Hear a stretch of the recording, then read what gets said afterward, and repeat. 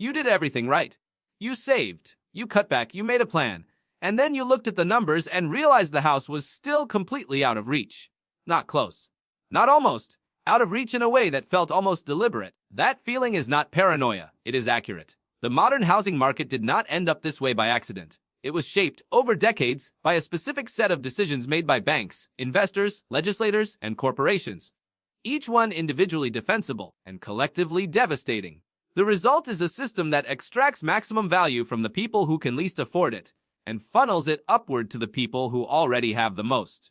And the cruelest part is that it was designed to look like a free market. It was not. To understand how this happened, you have to go back to the 1930s. The United States was in the middle of the Great Depression. Millions of people had lost their homes. Banks were collapsing. The homeownership rate had fallen to around 44%. The federal government did something dramatic. It invented the modern mortgage. Before the 1930s, mortgages were nothing like what you know today. They were short-term loans, 5 to 10 years, with large balloon payments at the end. Banks could call them in at any time. Most working families could not qualify. Homeownership was largely a privilege of the wealthy. The New Deal changed that. The Federal Housing Administration was created in 1934. It standardized the 30-year fixed-rate mortgage and began insuring loans, which meant banks could lend to far more people with far less risk. Suddenly, millions of Americans who had never been able to buy a home could. Homeownership rates climbed. The middle class was being built house by house, suburb by suburb.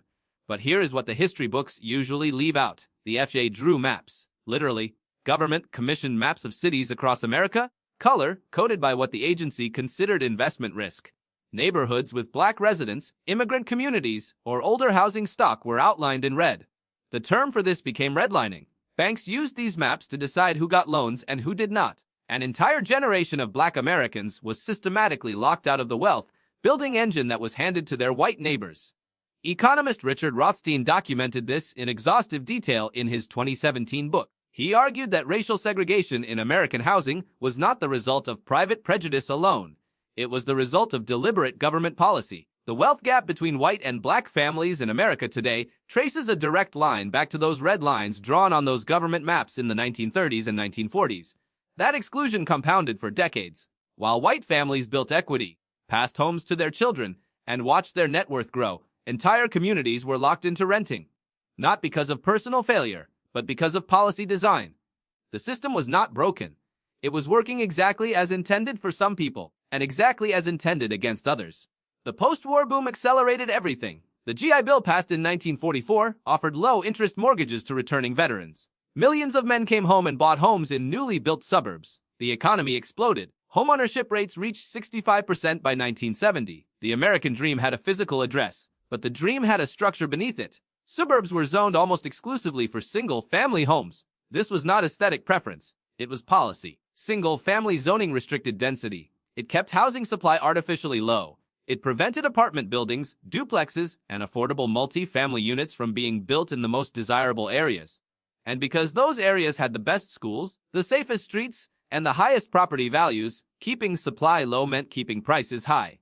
And keeping out the people who could not afford high prices. Urban planner Richard Rothstein and legal scholar Robert Sampson have both shown that exclusionary zoning was, in many cases, an explicit tool of racial and economic segregation. The language of land use law, setback requirements, minimum lot sizes, single-family-only designations was the polite vocabulary of exclusion. This zoning infrastructure is still almost entirely intact today. Fast forward to the 2008 financial crisis, the housing bubble burst. Prices collapsed. Millions of Americans lost their homes to foreclosure. It was the worst housing catastrophe in a generation. And while families were losing everything, something else was quietly beginning. Private equity firms and institutional investors began buying foreclosed homes at scale. Blackstone Group, one of the world's largest private equity firms, launched a subsidiary called Invitation Homes in 2012. It began purchasing single-family homes across the Sun Belt, Atlanta, Phoenix, Tampa, Las Vegas, buying them by the thousands, often in cash, often sight unseen, at prices individual buyers could not compete with. By 2017, Invitation Homes owned 82,000 single-family rental properties across the United States and had gone public on the New York Stock Exchange. It was the largest single-family landlord in American history, and it was not alone. American Homes 4 Rent, Progress Residential, and dozens of smaller funds followed the same playbook. The homes that families lost in 2008 were converted into permanent rental inventory. not returned to the market for purchase, but retained as income, generating assets for institutional balance sheets.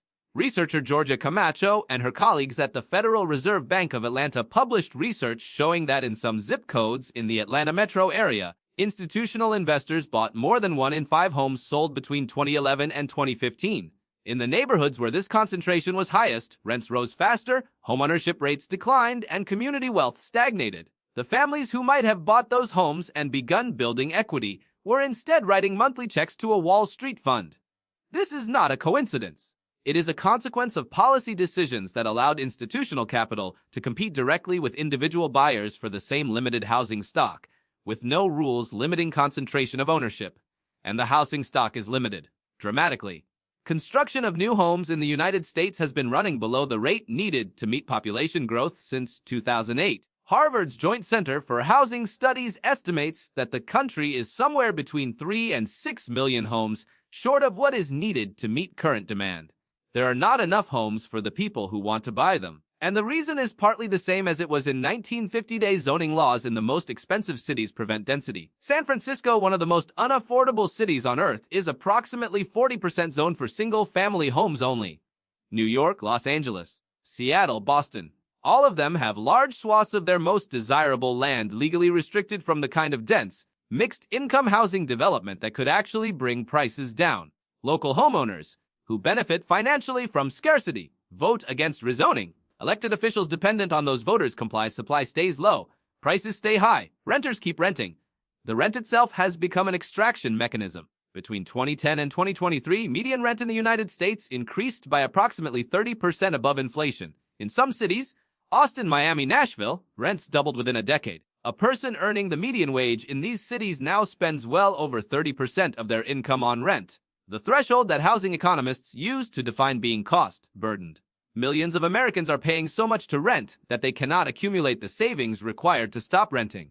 This is by design, not by conspiracy, but by the cumulative weight of 100 policy choices, each made by someone who benefited from the outcome.